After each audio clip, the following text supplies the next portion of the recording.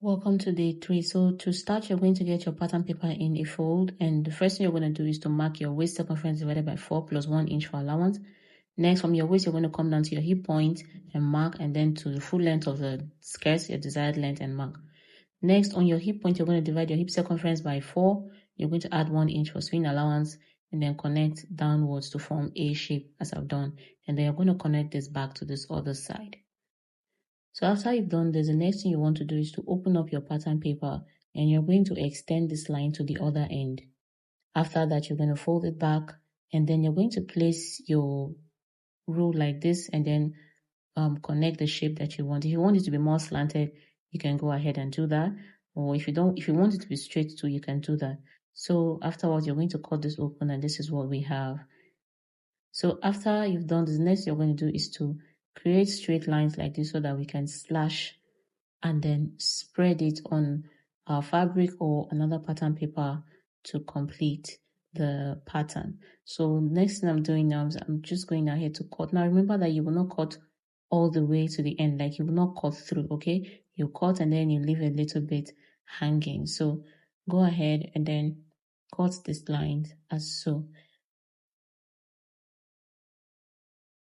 So now that we're done, the next thing that we're going to do now is to put it on another pattern paper and then tape it down, or you can just place it direct on your fabric. If you're working with your fabric, just go ahead and place it on your fabric like this, and then spread it to your desired width. That's how wide you want it to be. That's how you're going to spread it, and then you continue to pin it down, or you use your tape to hold it down as I've done. So after you've done that, that is basically it. So the next thing you're going to do is to go ahead and cut it. Remember not to add allowance to this part, and then you can go ahead and then continue to cut the parts as you see.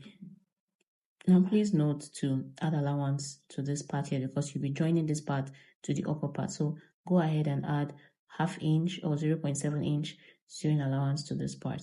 And after you've done that, the next thing is to continue to cut the excess off.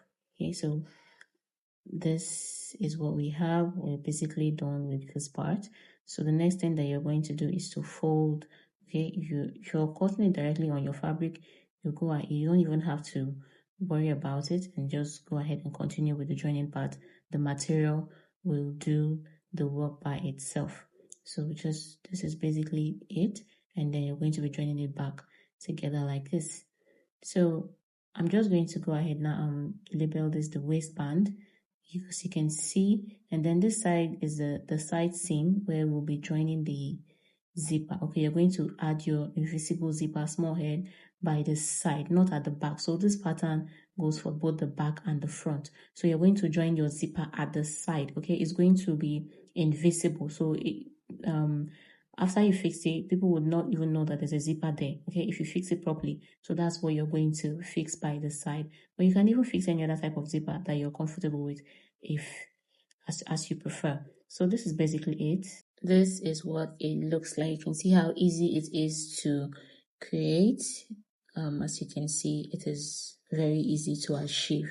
So the next thing I want to do is the side design that we have on the side, where you just make that little belt like stuff like this. You just cut a bit.